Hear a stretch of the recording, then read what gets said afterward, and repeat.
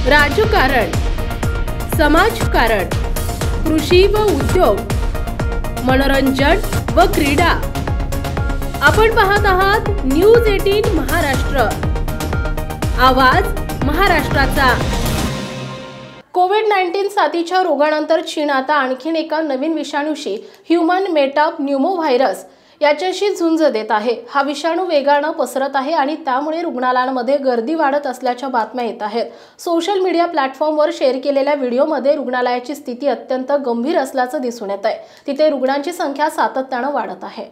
याशिवाय काही अहवालांमध्ये असा दावा करण्यात आलाय की HMPV मुळे अचानक मृत्यूचं प्रमाण देखील दिसून येत आहे। विशेषतः 40 ते 80 वर्ष वयोगटातील लोकांना याचा त्रास होत आहे।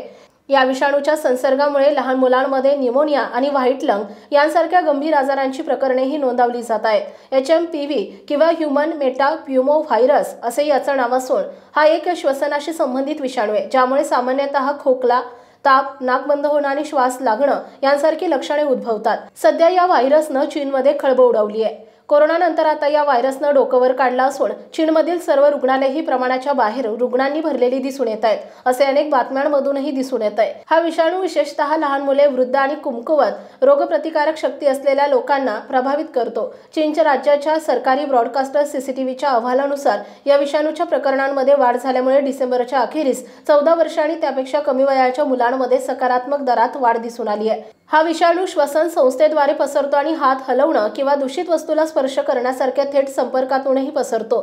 चीनी तज्ज्ञांच्या मते HMPV विषाणूचा प्रसार सध्या खूप वेगाने होत आहे। बीजिंग युआन हॉस्पिटलच्या श्वसन आणि संसर्गजन्य रोग विभागाचे प्रमुख चिकित्सक ली टोंगझेंग यांच्या मते हा विषाणू श्वसन प्रणालीद्वारे एका व्यक्तीकडून दुसऱ्या व्यक्तीकडे पसरतो। या व्यतिरिक्त जर लोकांनी व्हायरसने संक्रमित वस्तूला स्पर्श केला तर संसर्ग देखील पसरू शकतो। या विषाणूपासून संरक्षण करण्यासाठी तज्ज्ञ लोक मास्क घालतात, वारंवार हात धुतात, त्यांची प्रतिकारशक्ती वाढवतात असे सुचवतात। दरम्यान या विषाणूवर सध्या कोणतेही विशिष्ट अँटीव्हायरल औषध उपलब्ध नाही असं सांगण्यात आलंय।